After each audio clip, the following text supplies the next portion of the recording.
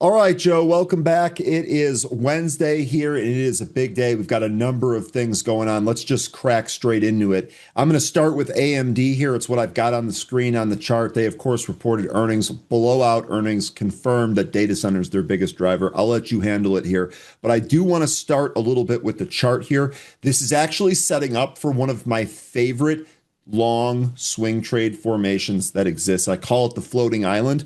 Basically, what we're looking for here is this candle that's now gapped to a new all-time high range. We want to make sure that the price holds right above this level. I've got it at about 402.40-ish, but basically right around there. Doesn't have to be to the penny. If it holds above this level and doesn't enter into the gap, if this pulls back at all and holds this level, I suspect it's going to curl back towards the high of this candle, which is 430. So we have about a 30-point range in there. So with AMD after earnings here, obviously if you have a longer term position, it is what it is. But after earnings here, I'm looking to see if this holds the bottom of this candle for a potential trade. Joe, what'd you think about that AMD earnings? Well, it's fantastic, and they are pretty extended right now, but it's understandably why. They did report fantastic earnings, and they indicated that the CPU market is and the data center market is where their majority of their revenue is coming from. And they indicated that they believe the market will be over 120 billion by 2030. So there is a long runway here for this price to go higher. But as you pointed out, we do need to hold above that 400 psychological level. Yeah, I totally agree. I mean, if data center is the primary driver, then the sky's the limit. That's kind of what we're seeing here on AMD. I think you also said that there were a slew of increased price targets this morning, right? Yes, there are So, now a lot of companies looking for over $500 yeah. as a price target as of today. Okay, AMD, great earnings. Next on the docket is Intel, it's ticker INTC. Just right away here, this is trading with breakout style. They reported good earnings. It looks like they totally broke out here. It continues to push to new highs. It's actually above 110 now. This has been on a huge move. Another stock that's fairly extended here, but doing it on some pretty good fundamentals. Now, you have something here about its directed self-assembly and the terafab, right? What are you looking at here on Intel? Well, one of the things that Intel is banking their next process on is the type of manufacturing called directed self-assembly. As you use the current process of manufacturing chips, you run into a lot of physical challenges because of how small some of these transistors are as the closer you get to 1 nanometer. Directed self-assembly is supposed to fix that problem. So it's going to be one of the things that I think long-term investors of Intel are definitely going to want to research. And then, of course, you also have Terafab partnership with Elon Musk's XAI. So that's going to be a long project down the road. But if that is successful, then Intel is going to be a very important chip manufacturer globally. Yeah, and I totally understand FOMO here if you have it. I think a pullback at least to like a 9 moving average or maybe a 20-day simple moving average, something so that you're not just chasing these green candles, but it Right. looks like the future here is bright for Intel. Okay, good stuff there on Intel. Moving right along. We got an earnings report tonight, right? We've got AXON reporting tonight. This is the company that does body cameras. We had Geo actually report this morning, similar type of area of business there. What are you thinking here? What are you seeing here on AXON? Well, this has been hammered down, since the last year, the summer of last year, down to the tune of about 57% off the high. But now that we have this DHS funding bill that just was recently passed, that has allowed for some more contracts to come through to this company, as it did with that ticker GEO.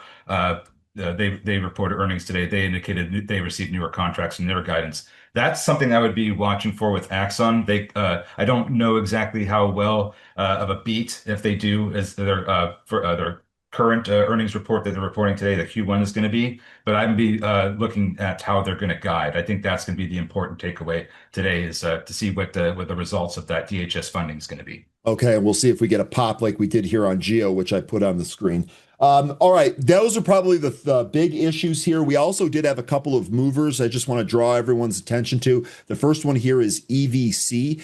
This is Entravision Communications. They do Spanish language television, and they're popping here on good earnings. This is what your daily candle looks like. If you take a look inside here at an intraday chart, they've been strong, right? Popped on earnings, pretty much held it. Profit taking a little out of the open, a move to new highs, maybe some more runway here. But this is what's going on with this big mover. Did you have anything on EVC?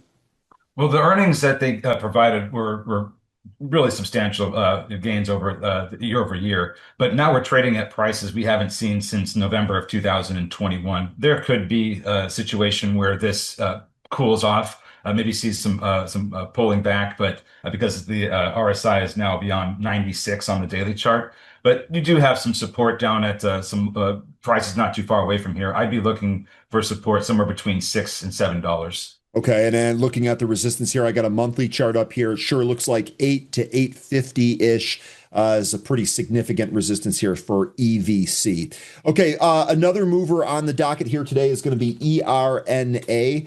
This is Ernexa Therapeutics. I beg your pardon. This is actually pretty interesting news. They had breakthrough results in ovarian cancer, and it's also a low float stock. Now, you can see it's kind of reverse split here, so it looks a little crazy. This is what your daily chart looks here. We've really kind of popped off the bottom. What's interesting here is that we have a very clear resistance area at about 10 and a quarter, and then that thing is gappy up to what, 17-ish. So ERNA, this is another one of your movers today. This actually has a fairly solid catalyst behind it. You can see intraday here, impulse move, profit taking out of the open. We actually did touch some new highs up there at 770. So ERNA, any thoughts on this one? Yes, be careful with these biotechs. They are capital hungry companies. They Yep. typically don't have revenue, as this one does not. And that means that they're going to need a pretty robust cash position in order to continue their operations and their clinical trials. So, with the recent reverse split, there could be a capital raise coming. So, be cautious if you're going to be trading this one. There may be some share dilution coming. Okay, good warning there. Last one on our list. We'll get you out of here. It's going to be OSS. Look at the move this thing made. This also reported earnings here, but a humongous rip in the New York session. This is an AI infrastructure play that posted good earnings. They did miss on sales, but they guided for higher sales next quarter. You also mentioned that they have a bunch of military contracts. What do you think here on OSS? Here's a look at your daily chart, the big breakout it's got. Well, I am not too familiar with one-stop systems. It's one that I certainly have to spend more time researching. But as I go through some of the news from earlier this year, there is a number of military contracts that they have been receiving from the Navy. So that's quite interesting. And I don't think I have a whole lot of an opinion beyond that, but it does seem like this is something that is an intermediary between some of the systems that run on AI. So maybe, just maybe, this is a thing between the thing. Yeah, okay. I like that there. 12 and 13 actually looks like the previous resistance that we just broke through. Hopefully that acts as support if we do pull back in. Joe, thanks very much for the breakdown. Look forward to doing this with you next time. See you later, folks. Take care.